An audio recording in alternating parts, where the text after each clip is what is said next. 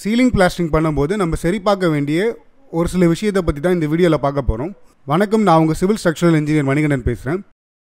Ceiling plastering பண்ணுறதுக்கு முன்னாடி நம்ம சீலிங்க்கும் கலவைக்கும் பாண்டிங்கை க்ரியேட் பண்ணணும். இந்த பாண்டிங்கை எப்படி க்ரியேட் பண்ணலான்னு பார்த்தீங்கன்னா, கான்க்ரீட் சீலிங் சர்ஃபேஸில் இந்த மாதிரி சின்ன சின்ன இம்ப்ரெஷன்ஸை க்ரியேட் பண்ணணும். இந்த இம்ப்ரெஷனை கட்டிங் மிஷினை வச்சு நம்ம பண்ணலாம்.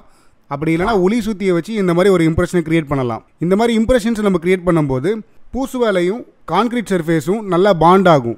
இந்த மாதிரி இம்ப்ரெஷன்ஸை தரக்கூடிய ப்ராசஸ் பேர் தான் ஹேக்கிங் ப்ராசஸ்.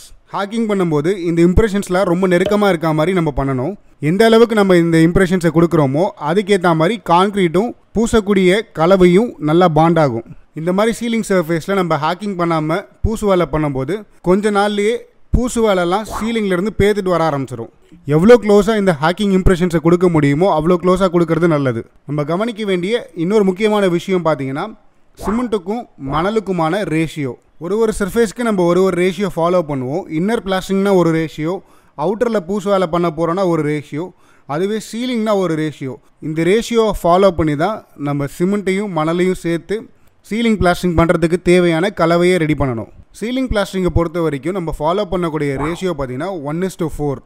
ஒரு பங்கு சிமெண்ட்டுக்கு 4 பங்கு மணல் சேர்த்து நம்ம மாற்ற ரெடி பண்ணணும், அதாவது கலவையை ரெடி பண்ணணும். இந்த ரேஷியோவில் ரெடி பண்ண கலவையை வச்சு நம்ம பூசு வேலை பண்ணும்போது அந்த பூசு வேலையில் எந்த ஒரு பிரச்சனையும் வராது.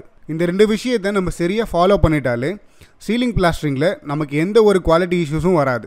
வீடியோ பிடிச்சிருந்தா லைக் பண்ணிவிட்டு சப்ஸ்கிரைப் பண்ணிக்கோங்க. அப்போ தான் நான் போடக்கூடிய ஒரு வீடியோவும் உங்களை வந்து சேரும். இவ்வளோ நேரம் நீங்கள் இந்த வீடியோவை பார்த்துட்டு இருந்தீங்கன்னா உங்களுக்கு பிடிச்சிருக்குன்றதை நம்புகிறேன். தேங்க்யூ, தேங்க்ஸ் ஃபார் வாட்சிங்.